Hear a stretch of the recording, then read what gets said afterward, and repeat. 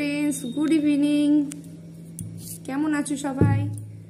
আজ কালকে মিঠির হিন্দি পরীক্ষা, এখন সে পড়াশোনা করছে। চলো দেখি কি করছো মাম্মা।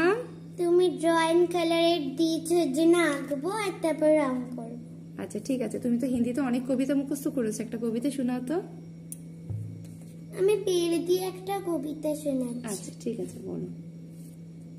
बड़ा पेड़, छोटा पेड़, पतला पेड़, मोटा पेड़, कैसे तन खड़ा है पेड़, देखो कितना बड़ा है पेड़, अरे रे रे रे रे रे रे मत काटो पेड़, ये तो अपना साथी पेड़।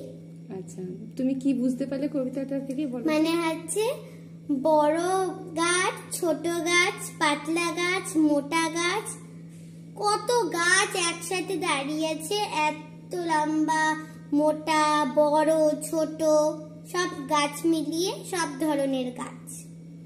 বট গাছ বড় হয়, বই গাছ, অনেক গাছ।